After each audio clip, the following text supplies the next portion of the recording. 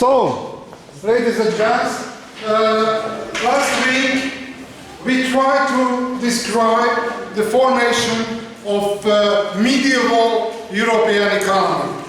The most important pillars of medieval European economy was a double pillar. One pillar, northern Italian cities, Venice, Florence, Genoa. Basically, these were the most important cities which specialized to distributor trade, distribution only, no production, distribution. Other pole, low country. Low country, not the same like Belgium and the Netherlands, a little bit larger. From the boundary of Denmark until the Great Basin of Paris. It's a large area, much larger than we may describe with help of two countries. It's a large area of the southeastern coast or of Northern Sea. It's a very hostile area, but a part of Habsburg Empire. 20% of this large area under the water level of Northern Sea, and in consequence of that started the water regulation 1 millennia ago. It's a long history. Very highly urbanized area because organized import of grain, import of cereal from Baltic area, and unfolded industrialized agriculture. Industrialized agriculture means produced raw products for industrial activities. This was almost the last slide of last week's lecture. For example, dairy, animal husbandry, tulip production, tulip breeding, and hemp production, and textile industry, raw materials. Basically, the other part of balance, cereals, timber materials, came from the Baltic area, Baltic Sea. In the last occasion I mentioned that in the traditional age, a little bit the same, the function of timber, the wooden material, like recently the fossil fuels, oil and gas and coal. Why? Because the key raw material for sailing, for firewoods, for building, the wooden material, timber, and the largest forest, whole of the Europe, located to Scandinavia. And the most important products, timber. Do you know that what mean the mast? Everybody know what mean the mast? Who know what mean the mast? The mast, this is the most important element of vessel. This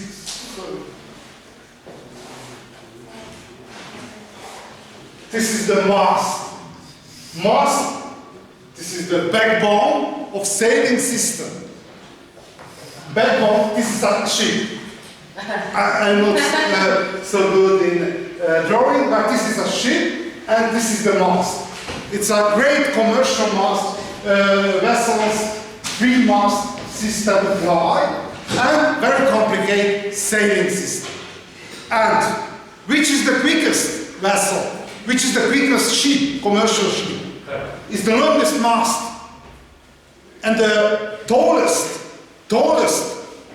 trees grew in Scandinavia. Therefore, the country which monopolized the production of timber material in Scandinavia dominated the sailing, the maritime trade. Therefore, it's a key area. Timber, the first one. Tar. Somebody know what means the tar? Nobody. Recently, using the tar for creation asphalted surface. Very special smelt are the tar.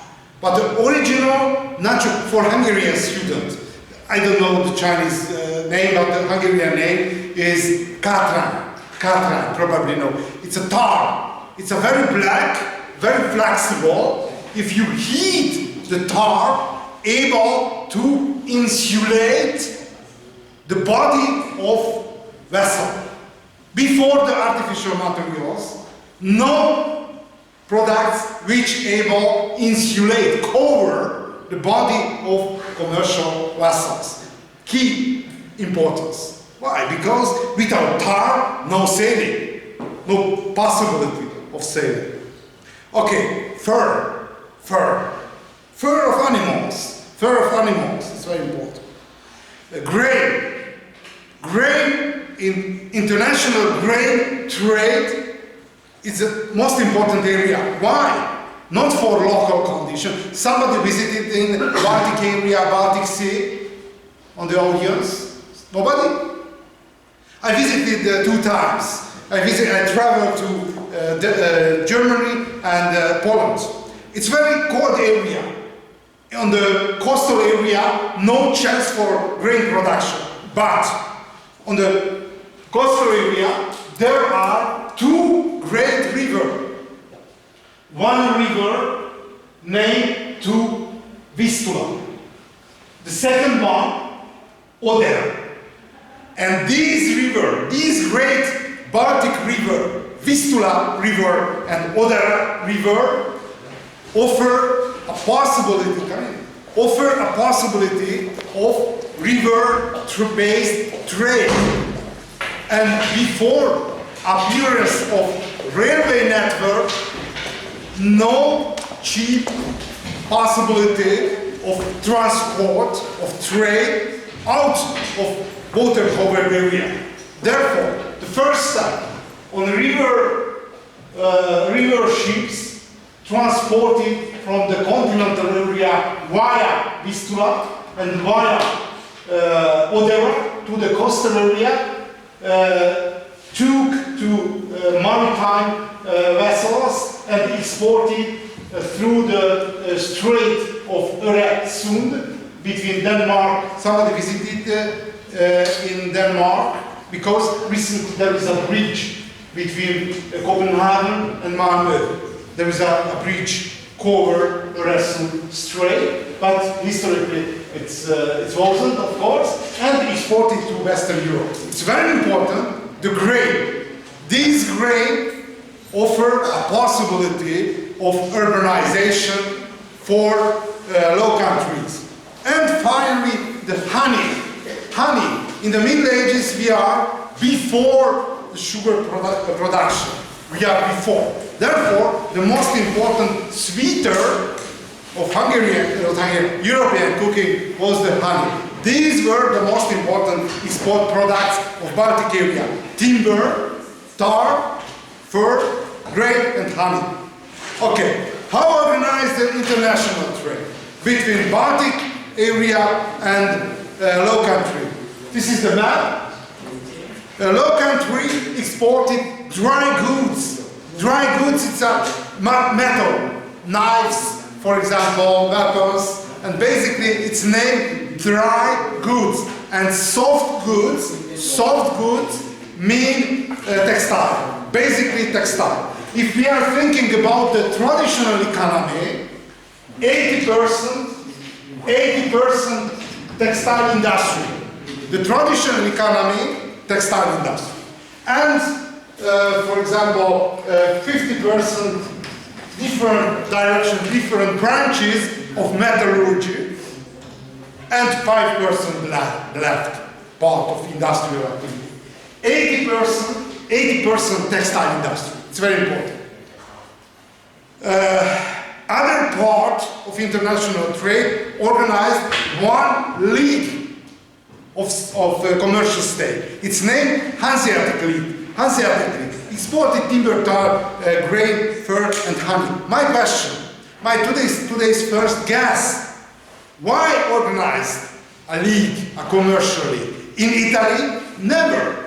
In Italy, Italian cities like Genoa, Florence, Naples, Venice, never organized alliance with each other. In Baltic Sea, in the coastal Baltic Seas cities, early Middle Ages, yet organized a commercial alliance. Why?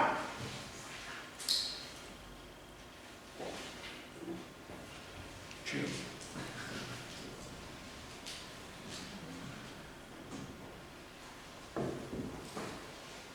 I know the answer.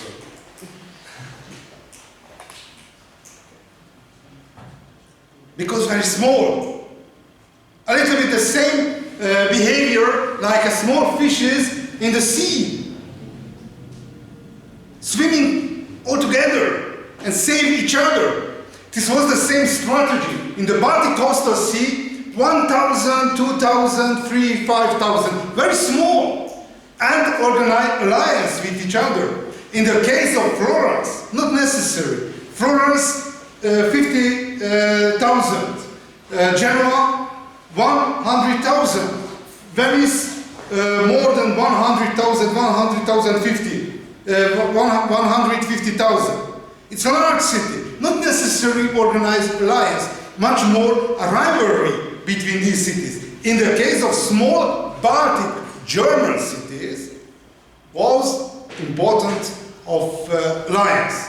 And it was a very not so strong and strict alliance. It's a light alliance, but organized the commercial effort with each other. Okay, but between two poles, one northern poles, Low Country and the Baltic Sea, and the southern poles, it's Italian cities, northern Italian cities, organized between these poles a meeting point. The meeting point between these poles, the northern poles and the southern poles, located somewhere here in the eastern boundary area of France, Champagne and Brie. Do you know Champagne and Brie? Two provinces, very famous. Champagne, it's a very famous wine yard area, and Brie, which is the peculiarity of Brie, cheese, of course. It's a soft cheese, very special taste of Brie cheese. Okay, which were the peculiarity, regional peculiarity? Businessman and the merchant don't like the strong political power. Therefore, the merchant, each period in the antiquity and Middle Ages and recently, try to find no strictly controlled area. Like, for example, Champagne and the Brie. Officially, Champagne, province of Champagne and Brie, didn't part of French kingdom. It's an independent area between Holy Roman Empire and the France. Independent area. And the leader, the count of this province, it's not so powerful and quite poor people. Ideal place for organizing commercial effort. Organized a very special chain of fair. Do you know which is the differences between fair and market? Market. The market, it's a weekly, organized 2 or 3 times. A fair, organized not so regularly, but not so densely in the time, and organize the trade of large area. The market, a local market, city and the region organized to the market. In the fair, not only a local organization, but a regional organization. More than or more 1,000 miles approaching, walking, traveling to the fair. And on the fair, not only everyday products selling and buying, but high values, for example, high values textile, silk, for example, jewelry, and a lot of precious products. And which is the peculiarity of the Fair of Champagne and Brie. This organization was a chain of trade, organized 6 fairs. Each fair were 2-month-long fair. Therefore, continuously, a small region, somewhere happened a fair. The first one started in January, a small market city, Lagny-sur-Marne. The second one started at the beginning of March, Bar-sur-Aube, located not so far, 20 kilometers from Lagny-sur-Marne. And the third one at the end of May in Provence. This was the first fair of Provence. The second one at the end of June, the show, it's a French hot fair, Troyes. And September, at the beginning of September, started the second fair in Provence. And October, at the end of October, started the Froid, it's a cold fair in Troyes. Therefore, if we recall the number of fair, 4 market city organized fair, 2 location, 2 times. And a small geographical, if somebody participated in the festival, after some days, overused the physical environment. Therefore, have to move a new places. This was the logic of organization. Okay, which was the most important innovation of Fair of Champagne? Because it was the real stock of exchange of medieval Europe. Everybody participated from Muslim countries, from Russia, from northern part of Europe, Scandinavia, everybody, whole of commercial society here meet with each other. Okay, which were the most important innovation of Champagne fairs? The first one, merchant houses organized agent network. Why important? Because in the high Middle Ages, the normal manner of trade, the leader of merchant houses, roving or traveling from one part of Europe to other.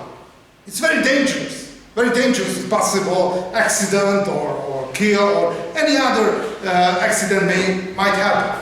But organize the headquarter of merchant houses to Champagne, and organize a continental network of agencies. It's very important. Simplify the trade. Simplify. First, for example, Gagliotti merchant house from Genoa organized one of the first agency network whole of Europe. The second one, introduction bill of exchange. Everybody know what means the bill of exchange? One check, one paper. For example, take one paper and wrote 100 gold coins. Who, for example, signature, who offer, and the person who able to change in. It's very important. Why? The first one, improve the security of trade. For example, agent routing 100 kilometers, one agency to other, decrease the chance of plundering. Why? Because only paper.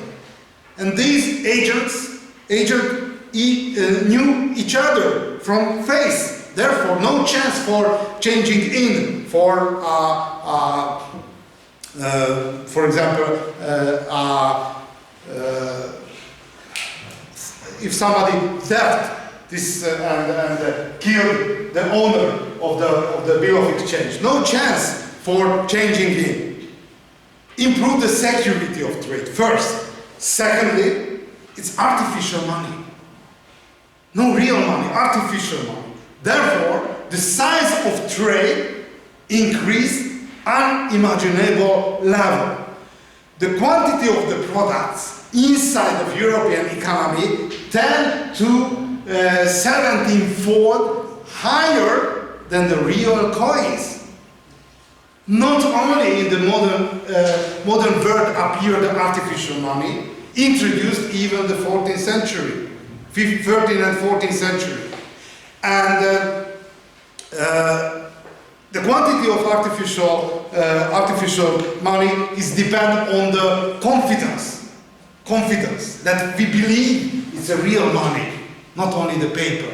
The confidence, the most important connecting material, it's confused a little bit, but most important glue of economy. Without confidence, no trade. And some crisis period decreased the confidence. But the lowest level of the confidence then fall higher than the real coins. And in the higher confidence period, its most recovery, more optimistic period, increased to 17-fold. It's very important. Key factor of European economic growth, artificial money. The next one, a clearing system. Resconte, this is an Italian name, which is the clearing system. The most important problem of European trade, not enough money. Underfinanced economy. It's a typical, there are a student of Faculty of Economics. Okay, lot of, underfinanced, yeah, because necessary to define the basic concept. Underfinanced economy. How possible to solve this problem? Introduced artificial money like bill of exchange, first. Secondly, somehow avoid the direct cash pay. A clearing system, very efficient, used recently in the traditional and some form of modern economy. What means the clearing system?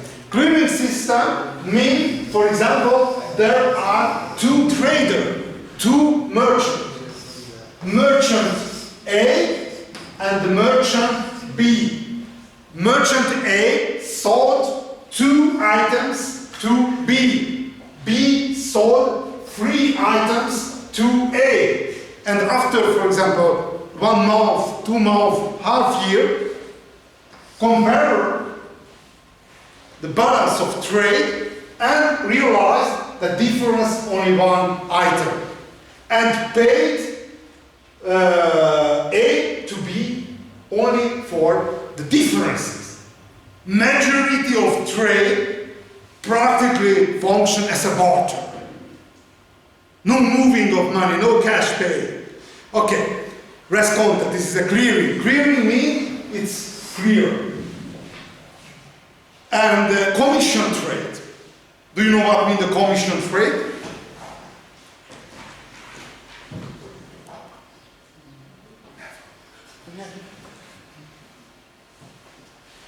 For example, if you would like to sell something, but the trader not enough money. For example, I'm a carpenter.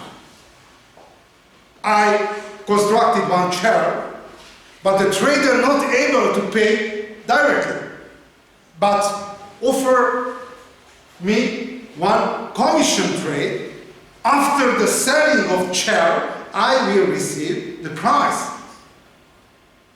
Like, for example, in the modern society, a used car trade function like that. For example, a trader, I am drawing my car and driving my car to the plant of used car trader, and I receive the money for my car only after the selling. This is the commission trade. Avoid direct cash pay. Okay, it's key innovation was in the medieval trade. Okay. But unfolded the great European economy, 2 pillars, northern pillars, industrial pillars, southern pillars, trade pillars, distributor trade pillars, and between, these pillars, a meeting place, Champagne Green. But this system Medieval trading system in the 14th century collapsed. Look at why. The first reason, climate deterioration. The climate became colder and colder. Come in, no problem. The climate became colder and colder and launched the great climate crisis. Its name, Late Ice Age. Somebody listened about the Late Ice Age? Late Ice Age? Who listened about the Late Ice Age? Nobody. Okay, Late Ice Age was the coldest period, whole of the human history. Whole of the human history. 1 Celsius degree, the global average, the coldest period, lower. It's quite critical. During the Pleistocene Ice Age, the great ice age of human evolution, it was 4 Celsius degree, much higher than, but in the history, human history, it was the greatest one. Climate deterioration decreased the vegetation period and decreased the arable land. Everything decreased.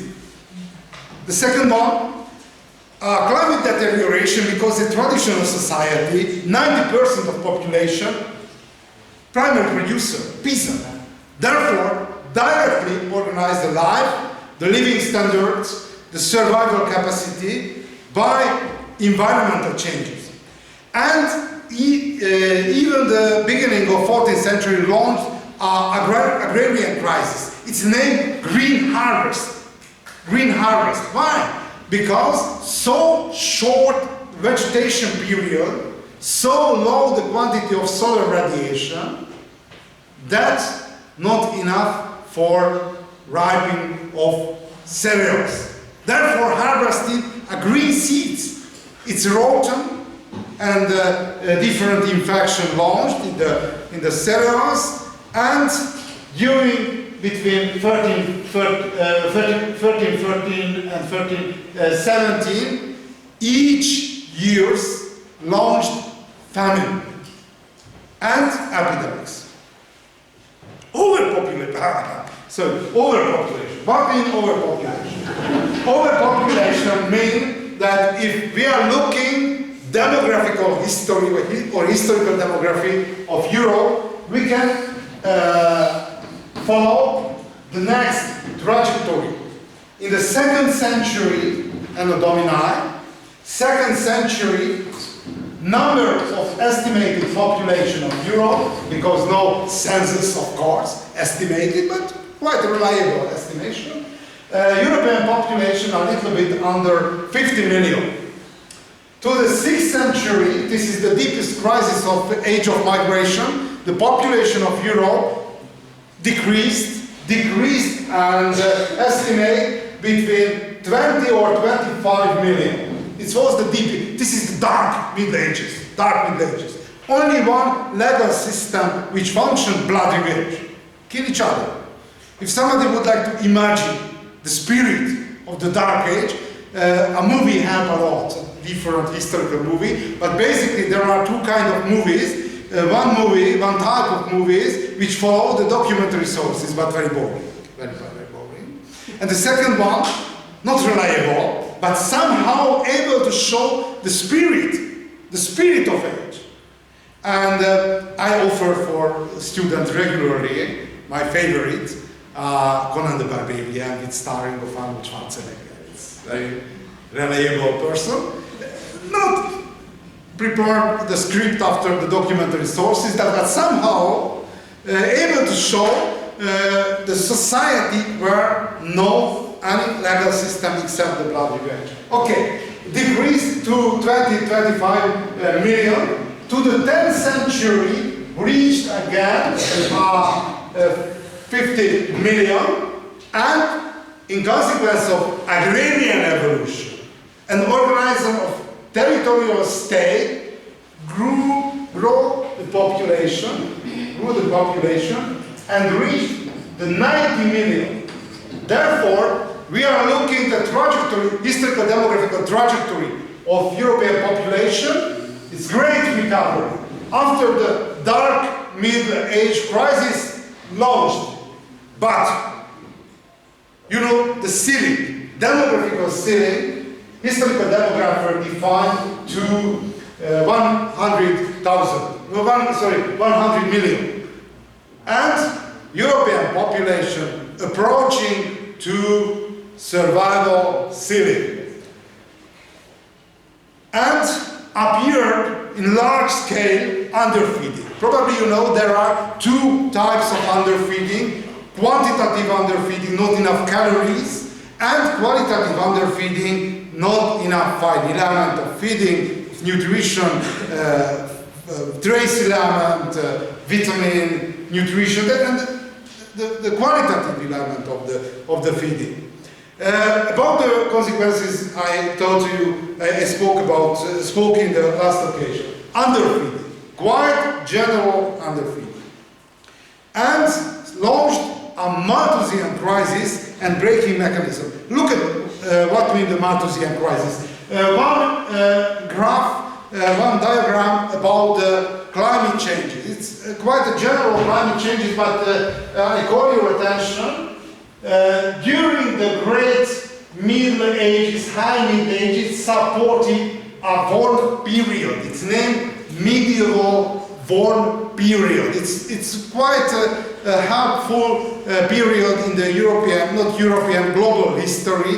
This is the period when the Vikings, the Norsemen, conquered Iceland, Greenland, and arrived to Americas, Newfoundland. Found archaeological sites, archaeological evidences of Viking travel. Opened the way.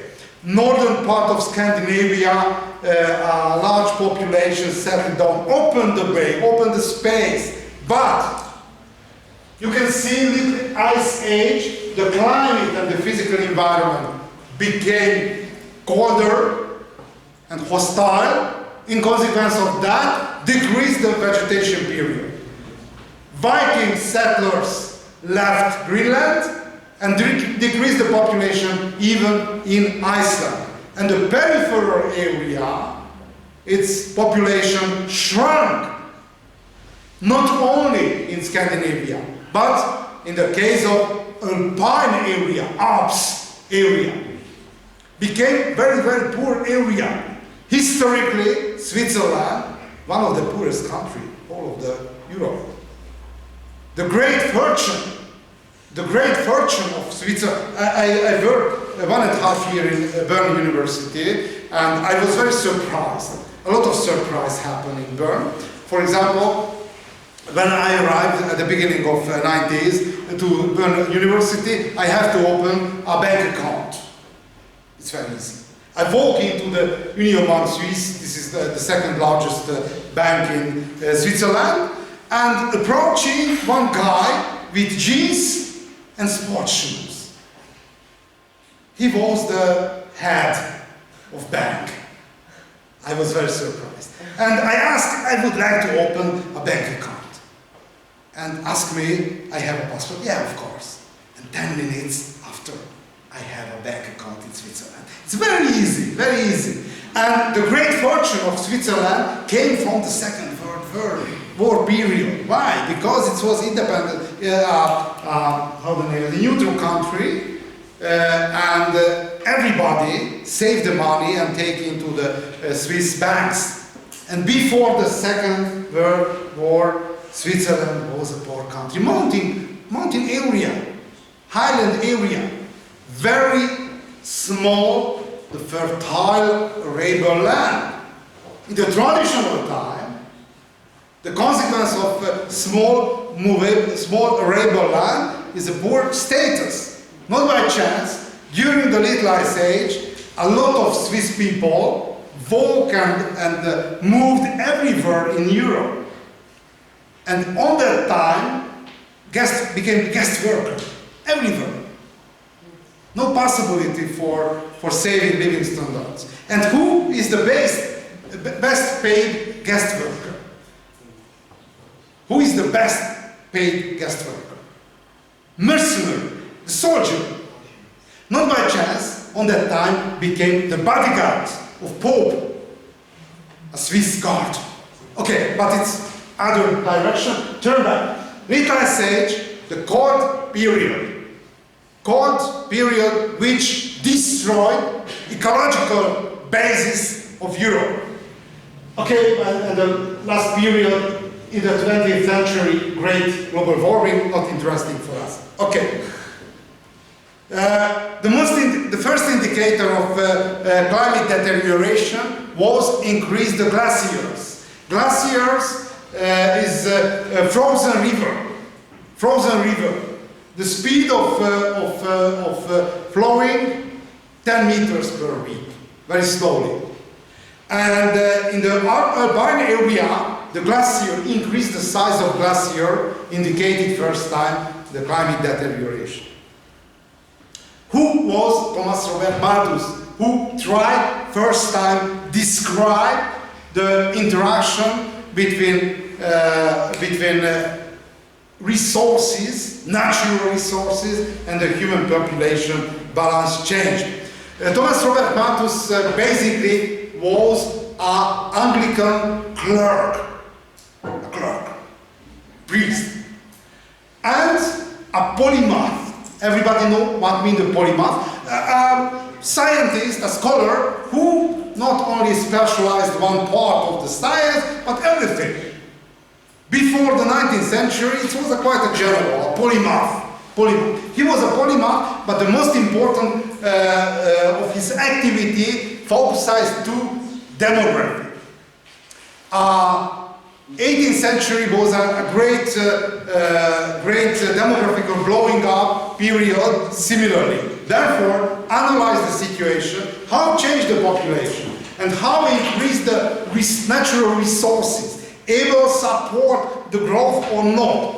And his conclusion, based on principles of Malthus. The first conclusion, population growth is potentially exponential. What mean? Look at one husband and his wife, which is demographical potential, one couple. The most important factor of fertility factor is woman. Active fertile period of woman, it's a simple statistical and demographical simplification, estimate between 40 to 40 years old period. You remember, for example, a play of Romeo and Juliet, last occasion I mentioned. How old was Juliet on the time of story? 15? 16? 14. And if you remember the play, the mother of Juliet arguing, why wait? Which is the reason of your waiting? I was mother on your age, therefore impossible before, but this is the statistical starting date of fertility. How many births possible between the sum is 26 years? According to estimation, which is simplification, statistical simplification, every second year possible one birth. Therefore, potentially possible to birth of 13. Okay, because statistical simplification necessary to correct to 12.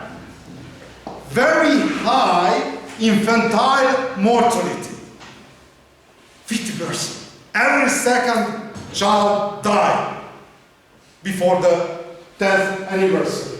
Therefore, there is to reach the adult age only half of children and 6. If we come a couple demographical potential, it's a triple. Each generation, the community, the human population, it's demographical calculation, simplification of course, statistical simplification, able to triple. It's mean exponential growth population. But the growth of agrarian production, only 10%, no more, up or down, 10%. Therefore, time by time, according to conclusion of Malthus, open the trajectory of population growth and production, agrarian production. Therefore, time by time, have to close the scissor, the demographical scissor, with help of brakes, the braking mechanism, that's what we call braking mechanism, like epidemics, for example. Epidemics able very efficiently destroy a lot of people. The second brake, the braking mechanism, demographical braking mechanism, wars. And the last one, famines. This is the most traditional theory of demographical correction, the Malthus theory. But the modern social history completed the theory of Malthus. The first theory, which described the crisis of traditional society, it's follow basically the principle of conclusion of Malthus. But the second theory, which completes the conclusion of Malthus' theory, describe one reason of crisis, changing of balance between population and the structure of land ownership. What mean? Two heritage systems were in Europe in the traditional time. The first one, primogeniture. Do you know what means the primogeniture? Nobody. Who knows primogeniture? The Latin name is primogeniture. Maybe the oldest child get the oldest son. Not the child, son. Oldest son have everything. Everything. Therefore, any other member of family, it's a brother and sister, useless. Useless. A lot of useless people produced by primogeniture heritage system. Which is the solution? For example, walking to monastery, like for example monks, became a knight and traveling to Holy Land on the frame of crusade. But the basic problem of primogeniture produced a lot of people without any estate. It's a great problem. Other heritage systems are parallel heritage. Each children receive the same slice from the estate. The basic problem of the parallel heritage that after some generation, the size of estate shrunk, that no possibility of reliable and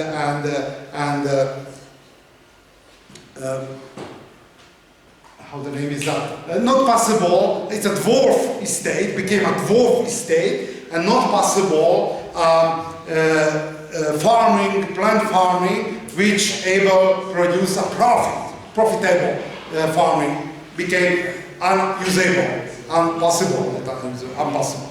Therefore, two heritage systems, both of dominating two heritage systems, primogeniture and the parallel heritage system, able produce a lot of problem, functional problem in the society and the contemporary economy.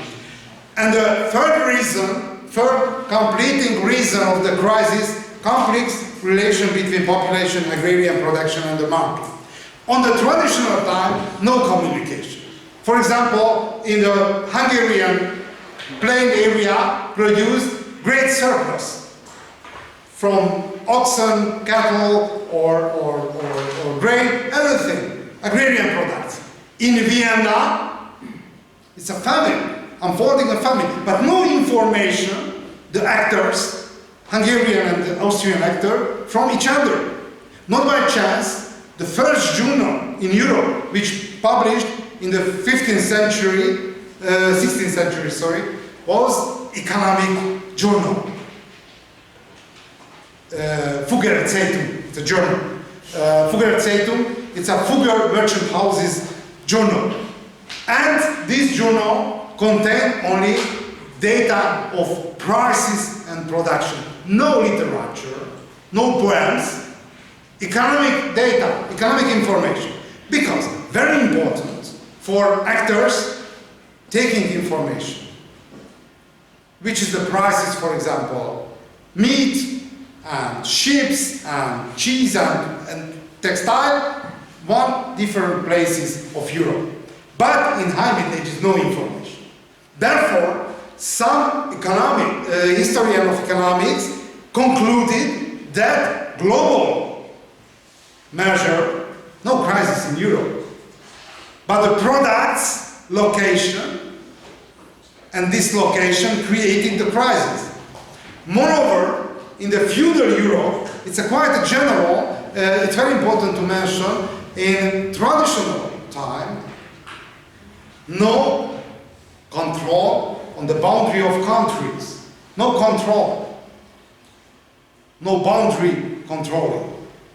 Generally, the contemporaries, no information, exact location of the boundary. It's possible this is Hungary, but not sure, not sure. No line between countries. The checking and the controlling places, the boundary of estates, boundary of cities, inner boundaries. Each inner boundaries between the provinces, between the counties, not countries, counties, were checking points. Had to pay fees, for example. If somebody traveled in Europe, had to pay fees. Each province's checkpoints and increase the expenses of trade and travel. Somebody know in which century appeared the boundary control of countries, not countries, countries in Europe? In which century? The boundary guard. Which century? 18th century. Before 18th century, no checking of country boundaries. And which country? I think France. Between France and Spain, in the Pyrenees mountain area. And the second one, it's a Habsburg Empire in Eastern Europe. But before the 18th century, no boundary. But lot of checking points, but on the boundary, inner boundary of the country. Therefore, no reason of trade, because had to pay so many fees, small fees, in different places. Okay, look at the consequences. The pre-industrial economy, the medieval economy, is poorly integrated. Physical obstacle, a lot of problem with going through the river, for example. No routes, no reliable, high level of banditry and plundering danger. Transaction cost very high. I mentioned the fees, local fees, which had to pay. Low quality of market access, variation of local prices and local coins, and very great problem changing to one coins to other, and lost a large part of the value.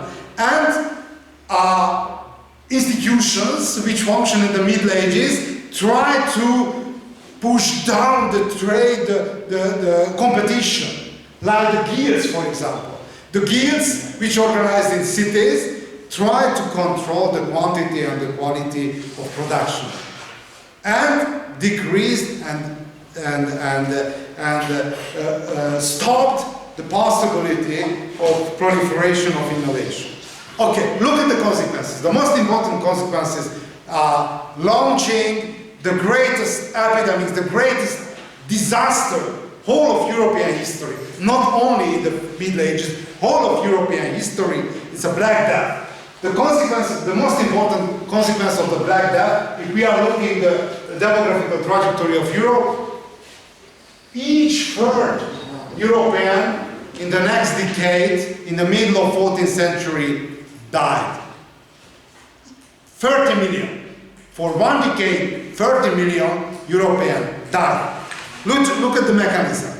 Basically, there are two kinds of plague.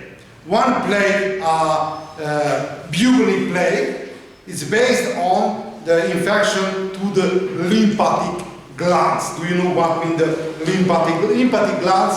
This is the what the name is. I forget the Hungarian name, only the English one. Okay, but if I remember, I will tell for Hungarian students the Hungarian name. Lymphatic glands. Lymphatic glands located to the neck and the underarms. Which is the name? Nyiroklinik. Thanks a lot. For Hungarians, it's a nyiroklinik. And sorry, the homeland. Yeah, two kinds. John Beck. Two types of plague, bubonic plague, which based on the lymphatic circulation, lymphatic gland circulation, and the second one, the lung plague, but the proportion between two types of the plague, 90% bubonic plague and only 10% the lung plague. Look at the manner of infection of plague. The most important vector of plague are flea. Do you know which is a flea? Insect, small insect. It's not a real size. It's not a real size. It's very small, small animal. Do you have some period of your life a flea? Nobody. Okay. Do you have a flea? How you call the flea? Linked to domestic animals. Which kind of animal? Cat? Dog. Dog. Yeah. How long live together with the flea? Not so long. You killed personally or chemical weapons? Personally. Personally. Do you have a manner how you have to kill a flea? Well, you need to press it.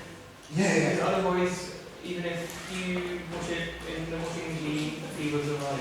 Yeah, but not so easy to catch a flea because it's catch fleas very quick. Do you have? Did you have? I had it once and Only once.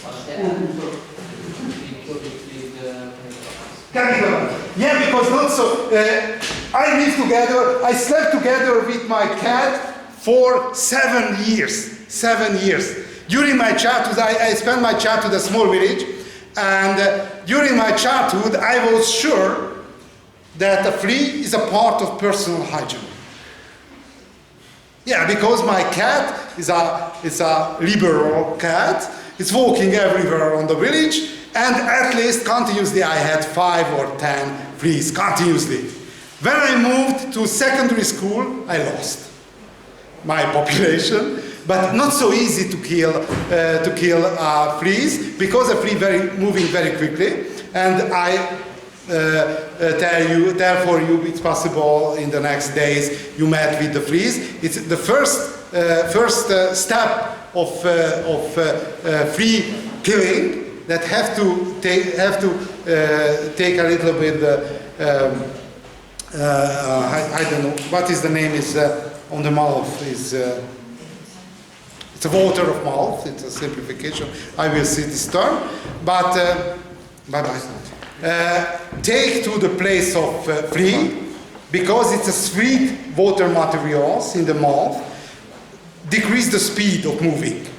And the second step of operation, take to the place of the finger and turn to the nail and kill.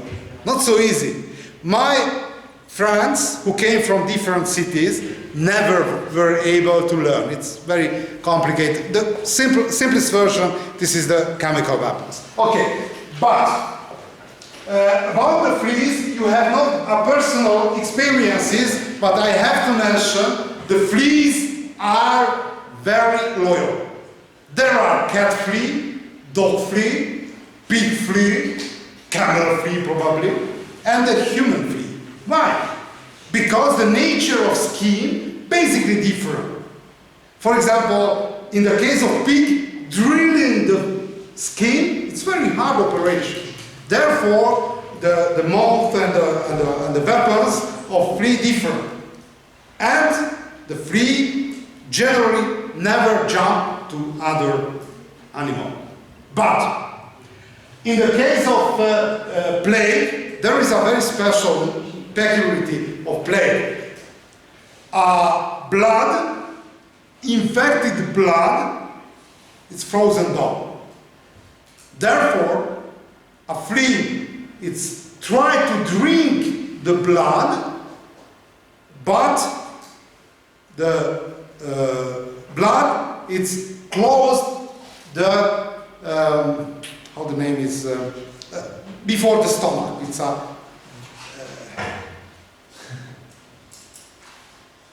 gut, sorry. Close the gut. And the blood never arrived to the stomach. Therefore, the flea left hungry and jump one place, jump to other animal, jump and bite and bite and bite and bite, and a micro-circulation infected because a vomit back to the micro-circulation of animals. Therefore, generally I ask which are the proliferator, infector of plague, and general answer is a rat. It's not true. A rat only one piece on the chain of infection. The most important and the key vector of infection are flea. Two homeland areas are in the world where the plague endemic. Eastern part of Africa and the outskirts of Himalaya. What means the endemism? Endemism means there is a medical faculty student. Which is the endemism?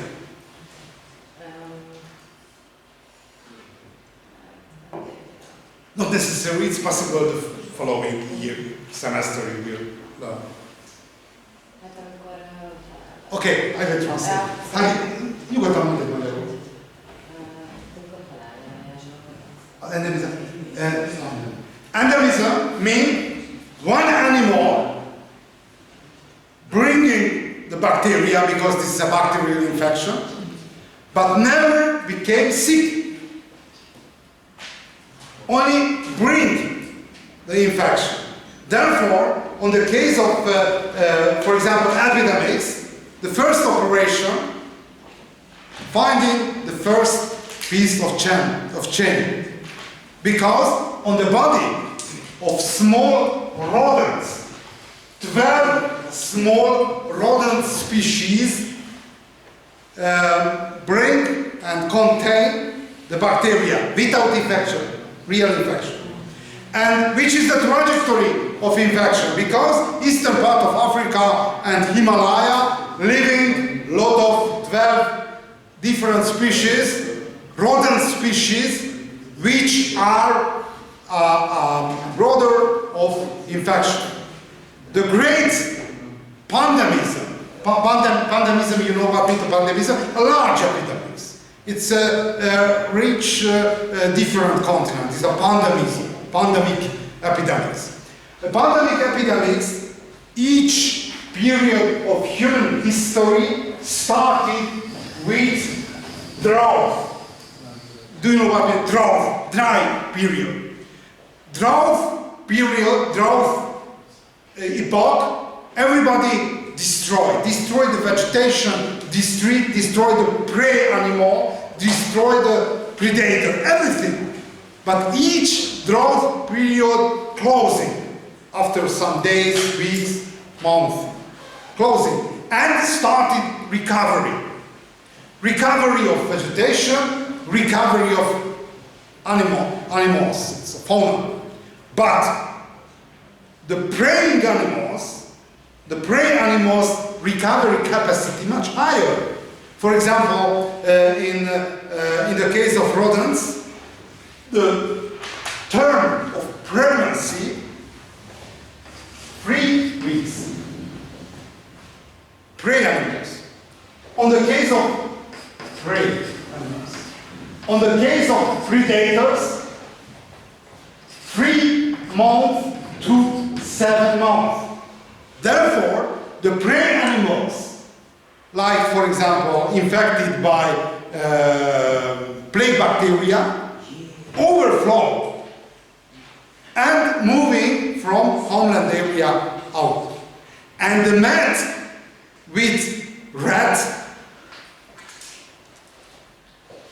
infected the rats, and the rats ecosystem and the human ecosystem overlapping. This is the mechanism. First, endemic population, bringing infection, but no chance for proliferate. On the case after the natural disaster, the preying animal population overflowing from the homeland met with the rats infected and brought infection to the human population. And a lot of times launched this kind of plague infection. For example, the last time in the plague of Justinians in the 6th century Eastern Roman Empire killed more million victims. Okay, some picture about the infection. It's named a Black Death because the blood circulation is slowed down. Therefore, the toes and the fingers,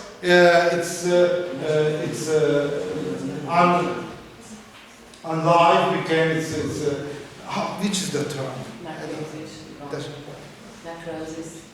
Necrosis. Okay, necrosis. And this was the most important, most visible indicator of the plague.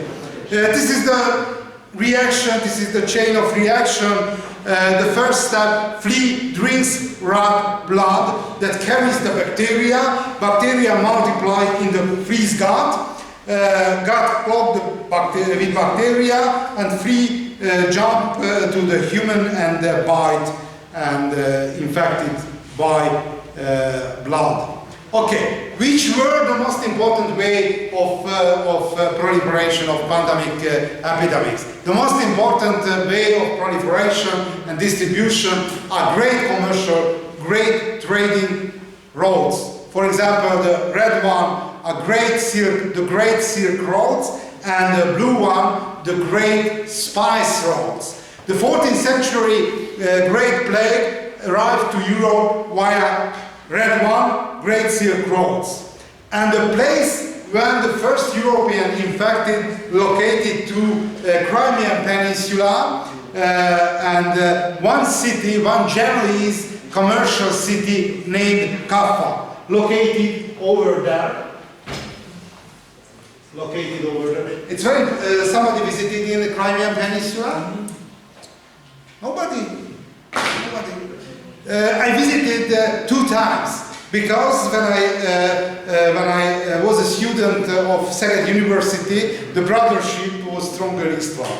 And I am a party geographer, and 2 times I participated in a geographical field trip, and I visited the Crimean Peninsula. It's an unbelievable area. It's overlapping a different culture, Muslim culture, Jewish culture, Christian culture, shamanism, everything. It's unbelievable area. Moreover, in this area, the Black Sea coastal area, are great colonies of Phoenicians, Greek, and later Roman Empire, and Eastern Roman Empire, unbelievable crossroads of different cultures. Anyway, on the Crimean Peninsula, over there, located the Kaffa city. The Kaffa city, it was a great trading city and fortified city. And 1347, one Central Asian army took under siege. But the siege was unsuccessful. Therefore, the Central Asian army used the classical biological weapon. With help of catapults, tumbled in the dead body which died in plague infection. And unfortunately, the Genoese trader according to Christian custom, option a burial.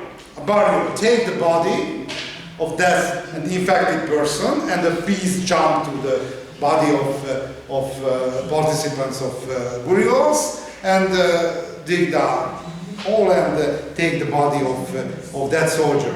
And Genoese trader with ships with commercial vessels brought the infection to Europe first time in southern part of the France, but whole of Europe proliferated.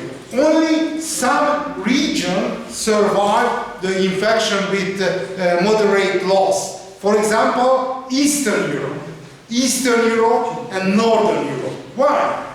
Because the most important distributor of infection are trader and beggars. The moving people. Eastern part of Europe, so low density of population, so low density of urban network, if somebody infected, it functioned like a natural quarantine. Didn't arrive to the next cities, died on the way. Northern and Eastern Europe. And other region which survived with small, moderate loss, southern part of Iberian Peninsula. Why?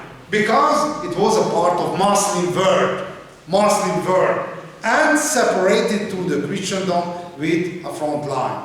And traveling through the front line a little bit more complicated. Therefore, majority of Europe infected. And the population on the traditional Europe, it's underfed, on the condition of underfeeding. Before the clinical curing, the most important guarantee for survival on the time of epidemics, the well-fed, well-feeding, and the well-functioning immunity. No any other. And in this situation, moreover, in the former epidemics, was possible to estimate the highest probability of victims. Children, old people, and poor people. Most important peculiarity of the plague in the middle of 14th century, no selection.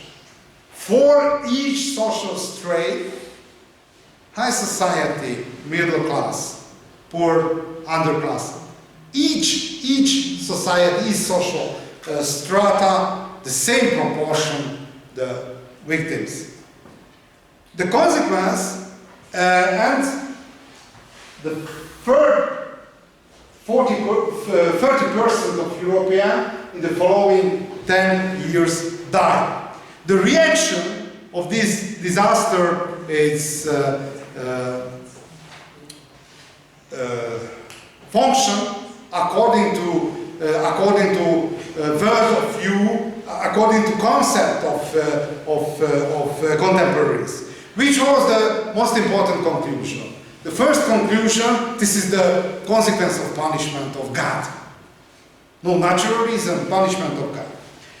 The next step, if consequence of biblical, you know the biblical story, for example, a 10th strike of Egypt, for example, the disaster of Sodom and Gomorrah, for example, flood of Noah, each great disaster in the biblical heritage, consequence of human evilness and punishment of God. And the reaction, the typical human reaction, was creation of scapegoats. You know which is the scapegoat? Scapegoat, this is an ethnographical heritage. In the Near East, there is a well-described heritage, for example, one village, each year collecting, gathering the list of sin of inhabitants, and taking one black goat on the central square of village, and the mayor of village reading the sin in front of the goat. And after the reading whole of the list, driving the goat to the desert, and left alone. And this is the sacralized cleaning mechanism of community. But in modern, not modern, in civilized society, using the same technology, and the scapegoat not animal, but the humans. And who are the most popular scapegoats of European civilization in the Middle Ages? Jews, Muslims, Armenians. And the first victims of pogroms, of crisis, aliens, not from the space, aliens from the neighborhood. I remember for aliens, and it's very important to mention that fear from aliens is very deeply socialized. Some historians, some anthropologists describe xenophobia, like, for example, do you know name of Noam Chomsky, linguistics? Noam Chomsky, do you know? No? Noam Chomsky recently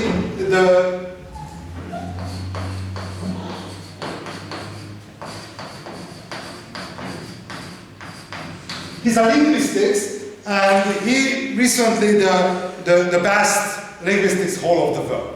And he has a great theory of general grammatics. Do you know the theory of general grammatics? Not? General grammatics mean that, according to Noam Chomsky, on our brain there is genetically, not by learning, genetically there is a grammatical system. After the birth, only the place of word is empty, it's flowing by communication, but the structure, the grammatical structure, genetically is ready. This is the reason, according to Noam Chomsky, that the child and the children able to learn a very complicated language very quickly, in very sophisticated manner.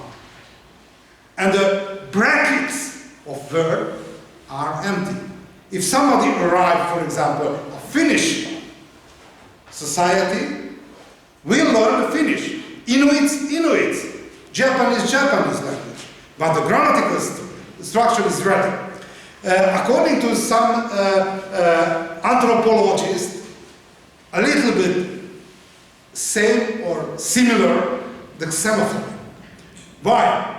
Because if we are looking at the human history, human evolution, 4 million years, not the modern, 4 million years, a human population lived in the condition of shortage, continuous shortage, not enough resource, continuous famines, majority of society. Therefore, very deep experience that if somebody arrives, alien, it's dangerous for limited resources.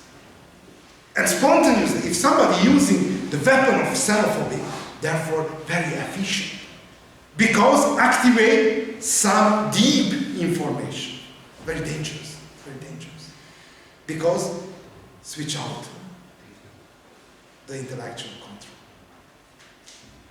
Okay, aliens. Victims. But I remember, for example, during my childhood I socialized in a small village, and during the weekend organized a disco, a dance hall. And I remember when arrived from the neighborhood, other villages, boys, and organized very quickly the local identity. And we saved the local resources, it's really the local girls.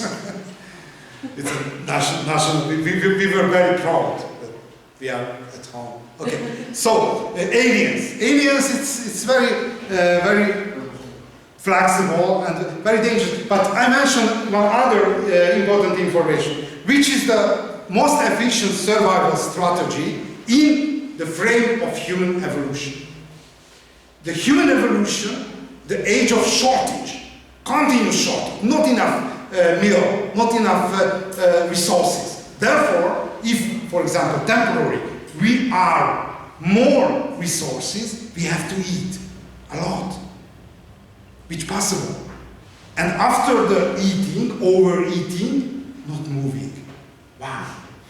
Because we grew fat, the stock, and have to save. It's very interesting. Evolutionary, this is the good strategy. Look at, for example, a modern diet system. It's 8 very moderate quantity and moving a lot. Opposite. Total opposite, the genetically coded information. Therefore, my friends who like, for example, taking a great dinner, I arguing that this is the more million years experience-based diet custom. Okay, but turn back to the story. Aliens. The first scapegoat victims, aliens. The second one, women. This is the great period of witch hunting. In the Middle Ages, exceptional. In the Middle Ages, no witch hunting. The great witch hunting started early modern time. But the basic reason of the witch hunting, important peculiarity of the Roman Catholic Church, celibacy. Celibacy, do you know what means celibacy? Prohibition that the priests living together with women. Total.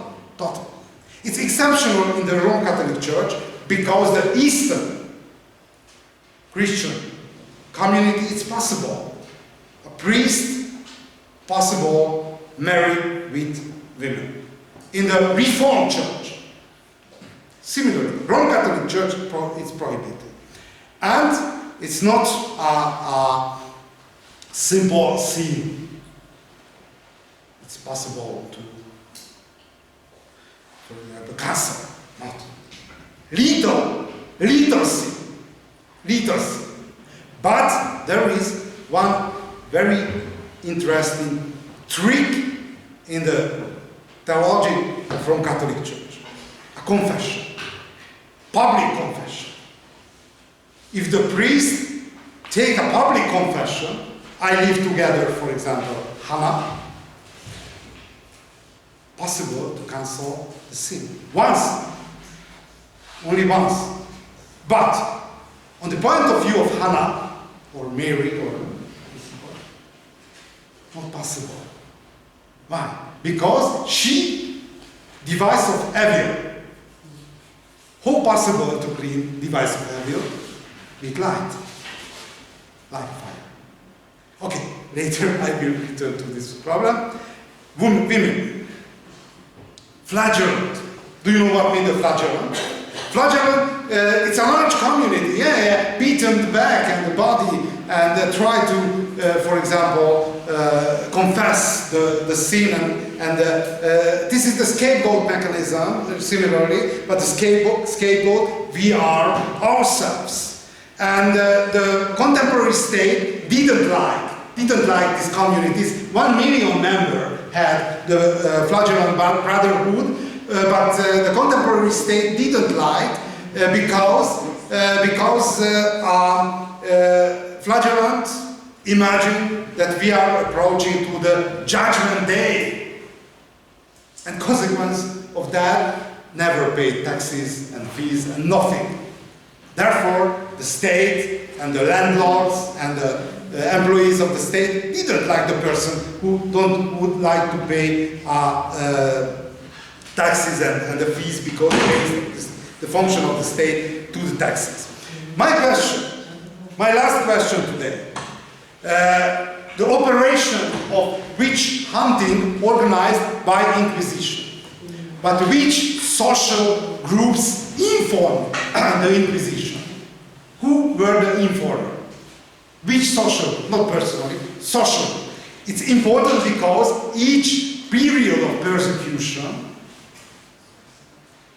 in the French Revolution period, Bolshevik Revolution in Soviet Union, Nazism Nazist period in Germany, the same or Eastern Germany in the Stasi ruling period, the same social group informed the persecutors. Idea? No? Neighbors.